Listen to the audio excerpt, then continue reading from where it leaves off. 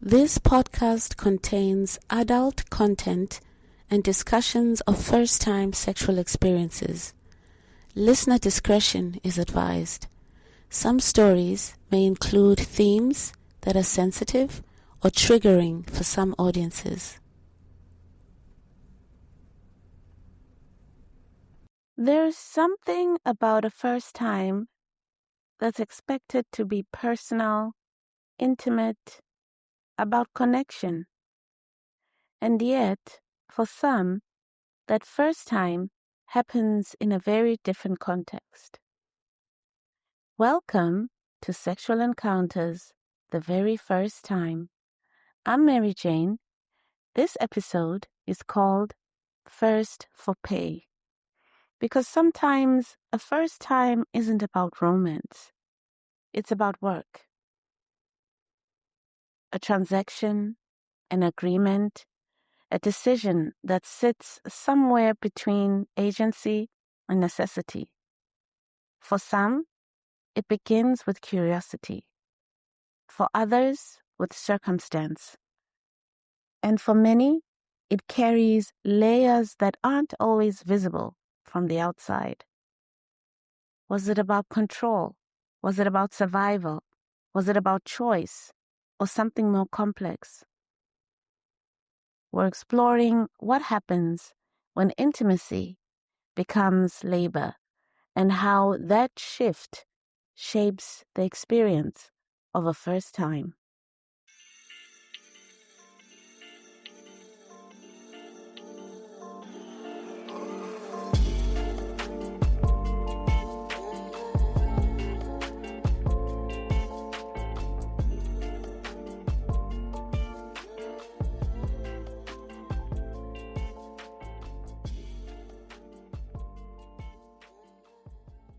Today, we're exploring what happens when intimacy becomes labor and how the shift shapes the experience of a first time.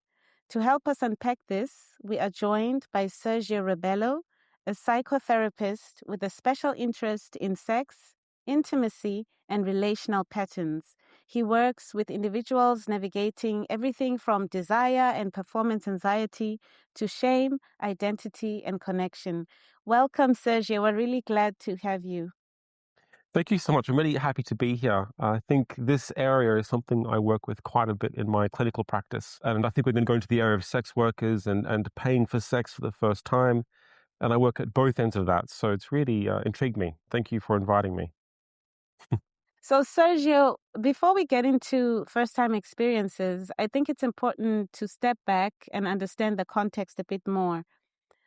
What are some of the possible reasons people choose to pay for sex, and equally, what leads people to sell sex? And how do these factors like agency, circumstance, or emotional need show up in these decisions? It's such a big question. So we have to kind of go through it bit by bit because there's so many answers. So if you think about people who seek sex workers, they are usually doing it for two reasons, I'm thinking. One is to connect with a part of themselves that they haven't been able to connect with, or to connect with another person and explore that. So when people who seek sex workers, what I often see is that they have a particular kink or fetish that they have not been able to actualize and explore. They may be in very happy couples and partnerships, and they may not have disclosed what they're interested in. They may not be comfortable what they're interested in a deep erotic sense. And so they have to try and find a way to communicate and make contact with that. And that could then lead them to exploring work with a sex worker. And I bring up kink and BDSM first because that's my niche. That's what I focus on. So that space provides a container for people to explore their erotic palette. That's what we can call it, the erotic side. So this is one thing that can drive them, and it helps them get in contact more with themselves. There's also something to say about convenience. So often on apps and dating evenings, they all have their place. They can all be very good, but they take a lot of time a lot of effort. There's a lot of ambiguity in the dating scene and the app culture, a lot of unpredictability, which can lead to a lot of like hours and work invested into seeking, trying to find someone. And that grows a lot of frustration. And if a person knows what they want to do and they have the resources, that's, you know what, I'm going to save myself these 2 hours of seeking and searching, these 2 hours of not knowing if they'll actually show up, not actually wanting to meet them, but I'm going to meet them because there's not many other people around. So if I have the resources, I'm going to hire someone to have that experience. And it could be like a time reducing drive. There's also, I think, something about predictability. I know what will happen, especially people who kind of return to the same sex worker or different ones. They know the setting, they know what they're getting themselves into. It's like, yep, this is what we do. You know what I like. I don't have to worry too much about what you like. Let's do this. So there's that kind of element there. There's also this other thing I was thinking about, which is people who have a disability. There's people who may not be able to have these sexual experiences because they are somehow handicapped. I don't know if that's the right terminology, but they have a disability which prevents them from connecting with their sexual self.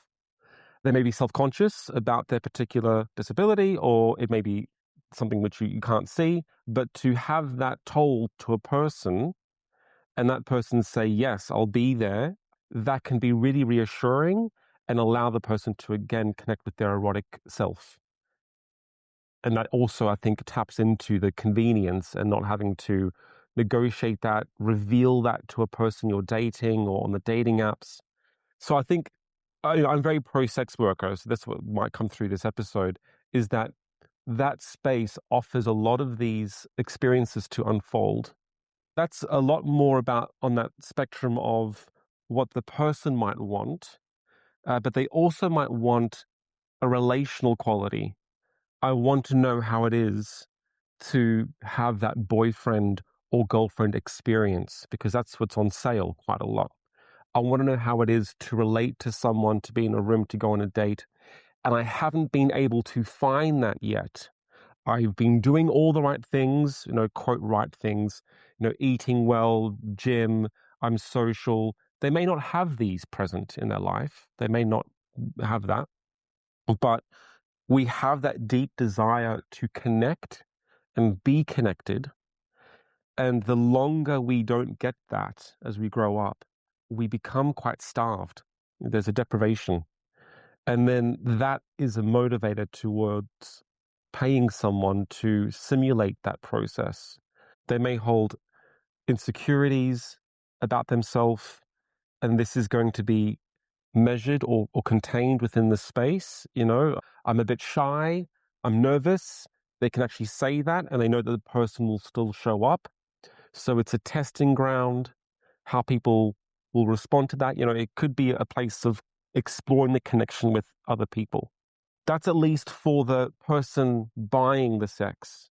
There's also a neurodivergent level here as well, where people who are on a neurodivergent or have a specific neurodivergent profile may need that predictability, may need just this is what I am looking for, and I struggle to find it in typical connections or a world that's geared towards a neurotypical experience. And maybe a sex worker is just one way I can access that. Normally, a lot of people will think, oh, with someone who's sex starved or somebody who's obsessed with sex, right? But it sounds like it's more nuanced than that. There's layers of people who long for connection for whatever reason. Like you mentioned, some of them is disabilities and etc. It's interesting that it sounds like sometimes paying for it enables a more welcoming environment. Yeah. Right? There is the actual space in itself when you enter it for the most part. I don't think the first time. I think if a person sees a sex worker a number of times, they will lose that self-consciousness because they're used to the space in itself. but surely they would feel a level of judgment coming into it. Well, sure, I say surely, but it has been reported.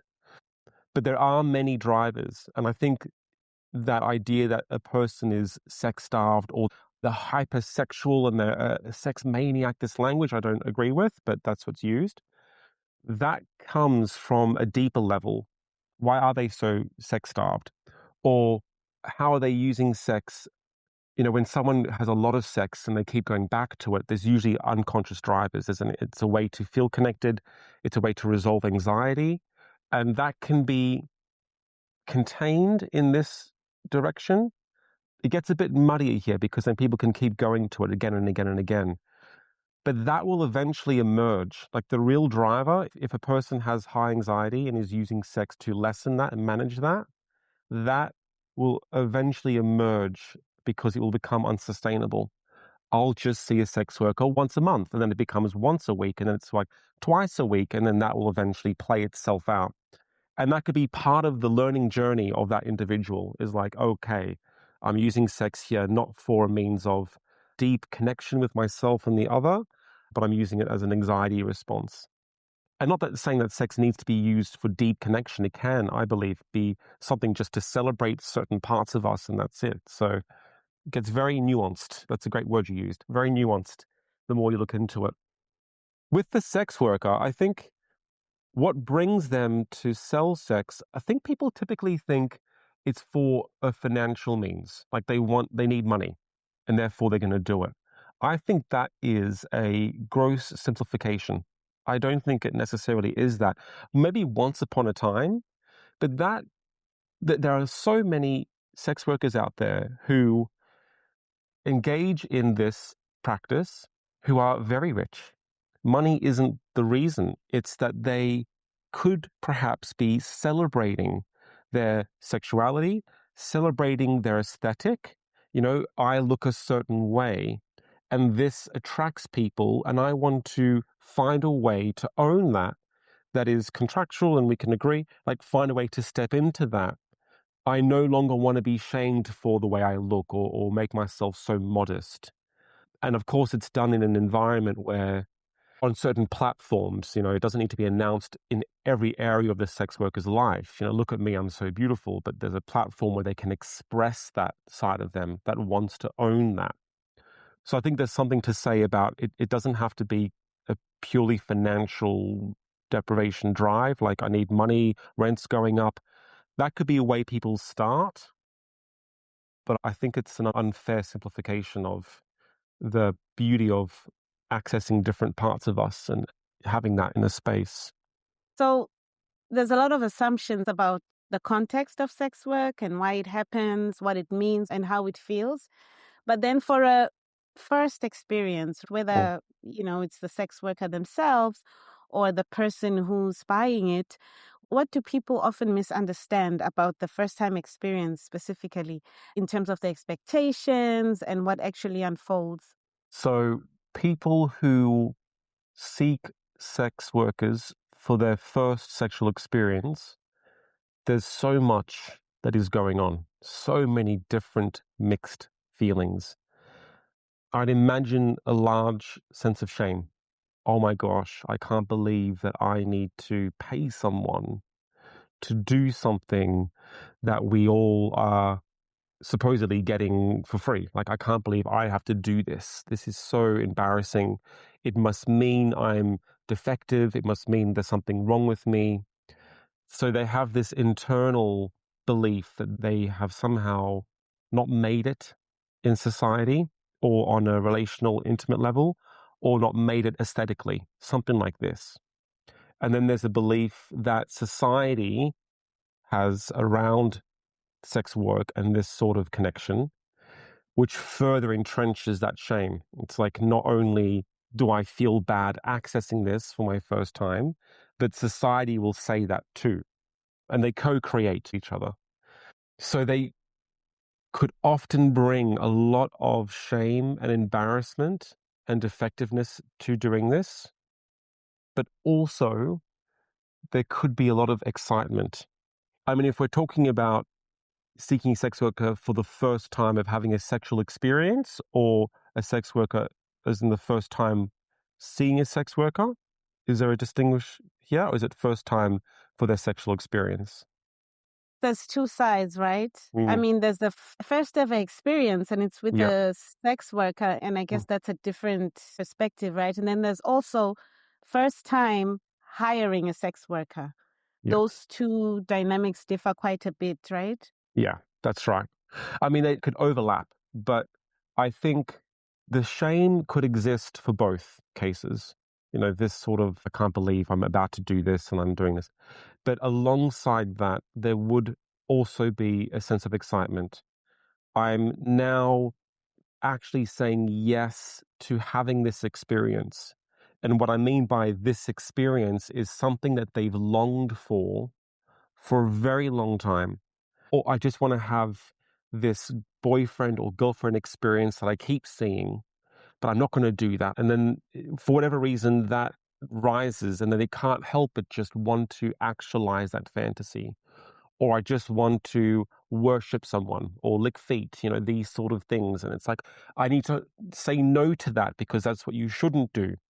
So these impulses are in us and they're going to want to live in some way. So saying yes to a sex worker or hiring it for the first time, there will be excitement that comes alongside that. Oh my gosh, I'm actually about to do this. I can't believe this is going to be happening. I imagine people would be incredibly nervous. They would want to get it right. You know, I want to make sure this happens. And then they would have this idea of, I think what goes on is that individuals who contact sex workers have a very clear idea or vision of what it's going to look like, or they may not, but usually they have a very clear idea and they want to really actualize it. So there's a lot of pressure on themselves.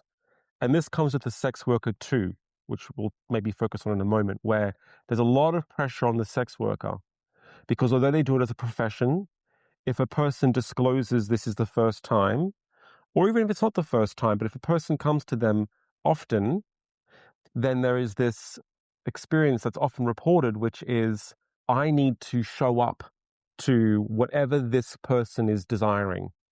If they want to hire me for a bully, if they want to hire me to be this perfect girlfriend, then I need to be that. And they have an idea of what that looks like. I have an idea of what that looks like. And are we actually going to meet each other's visions? So then what happens is you start to negotiate and talk about what this may look like. And that's important and it's great because you need to set clear boundaries. There's rules like any kind of business. But what that can also do, so it can really calm the person down accessing this service. But the sex worker has to also not destroy the illusion that the buyer is hoping for. So if someone wants like a bully archetype or a mistress, as soon as that sex worker who takes on that role is like, I have to be finished in an hour, I got another client, or my partner is waiting, or I'm not feeling well today, can we cancel and do it tomorrow? That shows the buyer, oh no, this person's human. They're not this fantasy. They're not perfect. They're not this bully. They're not going to be mean to me. They're not going to be caring to me because they're a human. And that can be difficult to navigate. So I don't think people see this when they contact a sex worker. There's a lot of expectation on them as well. There's pressure. I think it's also not known that sex workers have to learn how to navigate any ruptures or any emotional distress that can happen in a session. The client is bringing a lot of nerves, excitement. They may be bringing things that have happened to them historically, which is like a trauma or a pattern or a dynamic that has existed. And the client may not know this, or they may very well know this, but it may get triggered within the session. So a good sex worker understands that if this happens, no, they're not a therapist, but they will have to be able to hold this or contain this in some way because clients can easily spiral, and that's difficult. It's a very demanding profession to be a sex worker. You're living in the immediacy of a fantasy and of a human, and you are trying to hold this space in a very safe way. It's a very demanding profession. So, and this is going to take us into some of the myths that I want us to tackle, because it's kind of a negotiated experience, right? Because it's paid for. One of the assumptions is that it's purely transactional with no emotional layer. And you've touched on this a bit. The idea that when money is involved, the experience becomes purely transactional and almost detached, no emotions. But it's not really the case, right? There's the emotional and the psychological layers. What do people not immediately see as far as the emotions and the psychological aspects of this kind of experience? I mean, just to speak to the first point there, the transactional nature. So I understand that when certain clients contact sex workers, if they coin on that it is transactional, that can diffuse the erotic charge. They can get turned off. So if they understand that all this person wants is money and they're not interested in emotionally connecting, I mean, it's hard not to emotionally connect in this sort of experience. There'll always be some element of emotional connection, but clients would want to feel special. That's the main thing. If there's too much about the payment process, which does need to happen, if it's too explicit, then that can turn the client off. Interestingly, it can turn the client on as well. So a lot of people want to, more specifically in the FinDom world, which is not sex work specifically, it's another branch, but individuals actually get aroused by take my money, treat me horribly in an erotic sense, and make it transactional. Don't even look at me, laugh at me, tell me how easy it is for you to just take my money and not care. So that transactional layer can actually be a point of arousal for some. Interestingly, though, it's also understood that even for those individuals who want that transactional bully archetype, they often do still want an emotional, do you still care for me, or are you thinking about me? And that can come out outside the scene when clients could still contact the sex worker and be like, how are you? I miss you. So it can come out outside the scene itself. I think it is deeply emotional nonetheless. In terms of answering the second part, which is, are there any emotional or psychological layers that are present that we're not seeing? I hold the belief that sex generally, but let's keep this in the context of sex workers and seeing a client, that something deeply important is happening. There is an exchange going on where two people are connecting and accessing a fantasy or a script, a sexual script that they hold, and it's being played out. And our sexual fantasies are deeply personal and very private. And they usually come from unconscious drives, layers deep in our unconscious that we don't have access to. So there's a reason why someone would be interested in seeking a mistress archetype, or someone who's seeking someone who's dominant or submissive. There are reasons for that. And when you bring that to the surface with someone who is saying, yes, I'll participate in that experience with you, you're playing out something very important and private and personal to that client. And that is very special and deeply connecting. I cannot stress that. It's deeply connecting. No matter what sort of transaction is around it, you'll never see them again, whatnot. In the moment, if it's done well, what the sex worker and client can achieve together is the actualization of something unique to them and often very hidden and private. So psychologically, that's a release. That is something which hasn't been accessed or hasn't ever had a place to access. This isn't the first time.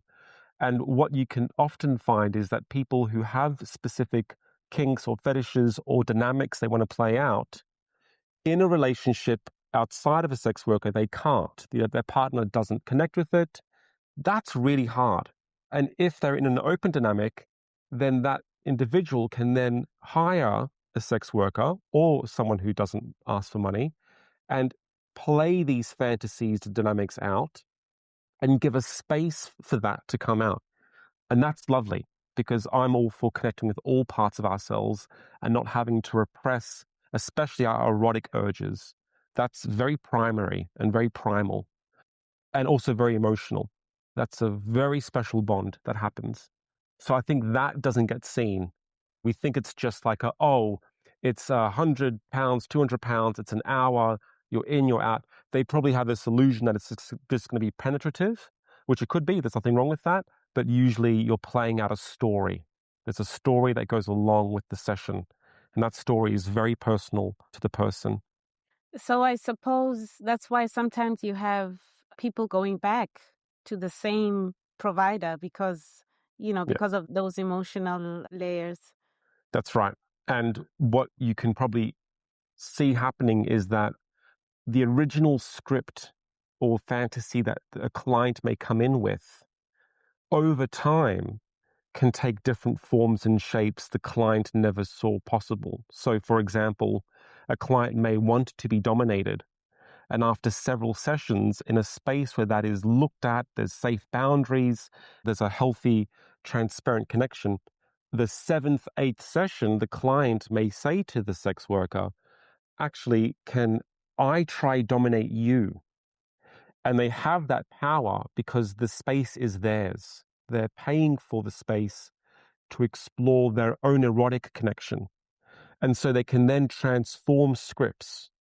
And this is with good sex workers. There are sex workers who won't necessarily connect with this, but that is possible. You're enacting the fantasy, you're understanding it more and more, and then you have more creativity if you wish. You may just want to do the exact same thing. That's fine. But it has possibility to expand. And there's another thing that actually goes on. A lot of people feel that their sexual needs are a burden to their partner. How can I ask my partner to whip me? Even if they say yes, it could be coming out of politeness. And is it going to be something that's sustainable? Because a person who wants to be whipped or engage in impact play, that's a primary need. It's equal to sex, It's not like it's just what you do once in a while. It's a deep desire to sniff feet. It's not like a once in a while thing. It's like that's what sex is for me. So they can end up feeling like their sexual needs are a burden. They're happy with doing other stuff, and money allows them to feel that what they want can be fully realized and that I won't have to take care of my partner's needs. I won't have to take care of them. I get to just indulge in what I'm interested in, and this money ensures that that can happen. And that's very, very important. A lot of people try to take, and understandably, it's good. We try to take care of each other in our erotic exchanges with our partners and play partners. We try to take care of each other. What do you want? What do I want? Tug of war. Great. It's good. But sometimes we just need to take care of ourselves. And money helps us feel that we can. And then there's the other myth that there's no room for boundaries or negotiation. Because I paid for it, I can do whatever I want, and you have no say. So how do the boundaries actually show up when intimacy becomes labor, especially for someone navigating this for the first time? If there's no boundaries or negotiation, then I would say it's not sex work. I would not say it's something that is healthy. If a person says, I want to give you money so I can dominate you, it is essential that the sex worker, who this is their business, says, well, yes, but I have limits and I have boundaries. And this is me taking on the submissive role is looking like this. And this is what I'm prepared to do. It has to be negotiated. In fact, I think you can even argue that sex work is, I don't know if would be completely right, but sex work has a real high purchase on negotiated terms, boundaries, consent. If it's a business, they will be responsible. There's a responsibility there. Where with partners, it's usually assumed initially, on the first, second date, it's quite rare to hear someone talk and say, these are my red flags. This is what activates me. This is what doesn't. People will hesitate doing that because it could push someone they're interested in away. It's too much too soon, could be a belief. So then a lot of, quote, damage or misunderstandings can happen in dating, where a sex worker, again, a good sex worker, will ensure that boundaries and negotiation is a foundational part of a scene. So you can argue it's actually, that's more present. Safety is more present, at least initially. And actually, it can become a training ground that the client can bring to their partner in saying, this is what I know about myself. I know I get triggered with this, and that. This is what I like, what I don't like. And they've had that. They may not disclose they saw a sex worker. Again, what's wrong with that if you have? But that's my pro-sex work. They may not disclose that, but this is what I know about myself erotically. And I can talk about it because I already have spoken about it to someone and enacted it and lived it. So there's a real empowerment that a person can bring to their partner, future partner, or play partners about their sexual erotic palette. And that could be informed by the sex work exchange. And then, of course, there's the myth that engaging in experience where you're buying sex or selling sex, that it defines you. The idea that the experience somehow defines the person. So how can people understand and process these experiences without reducing themselves to that one moment? Again, if they define themselves by this moment, or if they allow others to define them for doing this activity, it's incredibly simplistic and it's inaccurate. Our identity is never defined by a single moment or exchange. We're much more complex and multi-layered than that. I think what would help people, because people do feel, they will hold, people who hold the stigma and who receive stigma may attach that to their identity as a core part of identity. I don't want to tell you this, but when I was 21, I saw a sex worker. I'm so ashamed. Please don't judge me. Don't break up with me.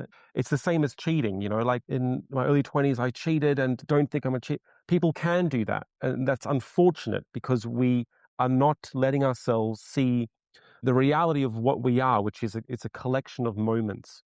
And I think what would help people is to understand their intention of what brought them to do the things that they are, quote, ashamed of. And this is great work to do by yourself or with a friend or with a trained professional.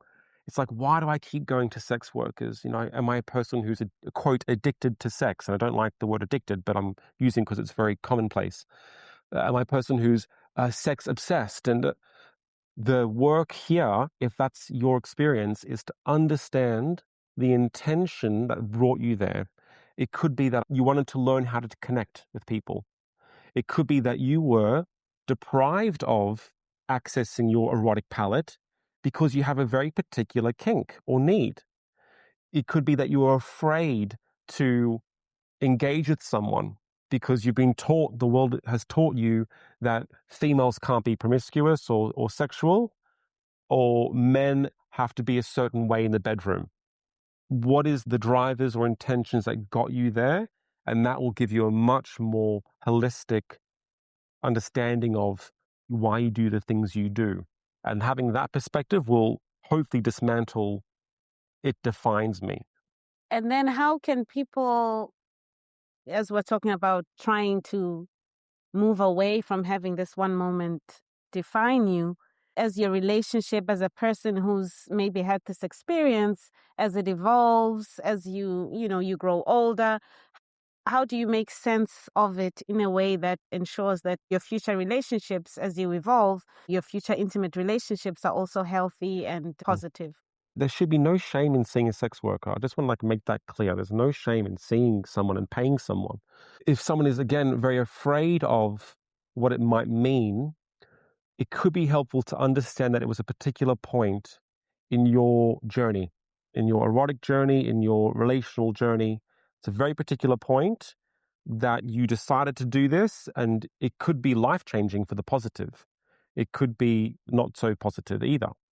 But it's a particular point on your journey, and 5 years later, 10 years later, you will look back at that and understand that, oh, okay, now I can actually talk to my partner about being blindfolded and mummified or an object because 10 years ago I had an experience and it's brought it to more the forefront of my mind and I could speak about it more and more. So it's the particular point of a journey. I think that's probably the easiest way. I don't know if that answers the question, but I think that's how I understand it. So, in today's world, conversations around sex work are becoming more visible, but also polarizing. There's empowerment narratives, but then there's also the stigma. So, how do these conflicting narratives shape how people approach their first experiences in sex work and how they feel about it afterward? I think sex work has a really bad reputation. I mean, even the saying sex worker on social media will get you shadow banned. It'll get you displaced. So you can't even say the word. And what does that teach people about accessing sex workers or being a sex worker? It's a really hard, brutal lesson that I think misunderstands what the work is trying to do, which is, well, many reasons that we've discussed in this episode already, but it's heavily stigmatized. And I think it's important, again, to come back to the intention that you choose to see the sex worker, and all reasons are valid. It's like a way to combat this stigma. We are heavily influenced by social scripts, we are, and cultural scripts. Naming that, like my fear or my ideas of seeing this individual in paying for sex, is a social script, is a cultural script that has been pushed on me. Like, even to name that is very empowering. And the reason I'm going to see this person, I may not be clear why. It may come more clearer later on in life, or it's very clear and I'm looking forward to it and I own it. So connecting with the reasons why you're going as best as you can is a really good way to combat this stigma that happens. And then, of course, they say that sex work is like one of the oldest professions, right, in the world, but it's still legal in many places also. So I guess that's also why there's a lot of stigma around it, right? Yeah. Because it's viewed as something that basically you shouldn't be paying for sex. Yeah, I think it's very hard to regulate. That's one of the problems because you don't know what actually happens in the room. People don't want to tell you what happened in the room. Oh, what were you doing? Why? That's very personal and private. So it's very hard to regulate. And a lot of damage could be done when you're working with someone and their fantasies and their deepest parts of themselves, most primary parts of themselves. There could be ruptures, there could be triggers. And that can be very messy, very, very messy. How do you regulate that? You would have to have schools and certificates and observations and whatever it is to make sure that those spaces are safe. And I think that's one reason why it's kept illegal, at least in the more Western countries. Other countries, sex in itself has a very particular narrow view. It should be in the confines of marriage between a man and a woman, and you need to have children, and it needs to look this way. It has to be missionary, it has to be penetrative. Anything else is deviant. And then even like try and bring in the conversation of money, like that's just an absolute no. Like, what are you thinking? So it is a very heated debate. You are right, but it is the oldest profession. They do say this, so it's just so interesting. And of course, also the dark side of it, right? The trafficking, which Yeah, also contributes to making it difficult to regulate, right? yeah, Before we end, Sergio, I know you have a podcast, so would you like to tell us a little bit more about it? yeah. Absolutely. Thank you. I do a podcast, so it's coming out next week, actually. So by the time this is released, I imagine it'll be out. It's called the Erotic Life Podcast, so it's very new. And what I hope to do is connect people who are talking about their erotic self. So I've already spoken to authors, I've spoken to psychosexual therapists, I've spoken to sex workers, practitioners who are in the kink world, to pups, a lot of people, people in the academic world who have all said something, who are all living their erotic self. And I wanted to try and create a platform where we can all start speaking to each other. I think people have so much value to bring. and I want to have a space where they can all be brought in. So I'm very excited. It's launching. It's taken a long time, but it is launching, as I said, next week. So yeah, if you are interested, then the Erotic Life podcast, check it out. Thank you very much, Sergio. Thank you for the conversation. It was very enlightening, especially the myths surrounding sex work. So thank you very much. Oh, no problem at all. Thank you so much.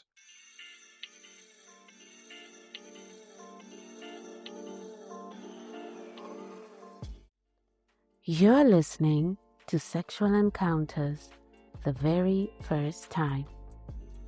If this episode resonated with you and you'd like to share your story with us, you can email sexualencounterstheveryfirst@gmail.com or DM us on Let's Talk First. Thank you for listening.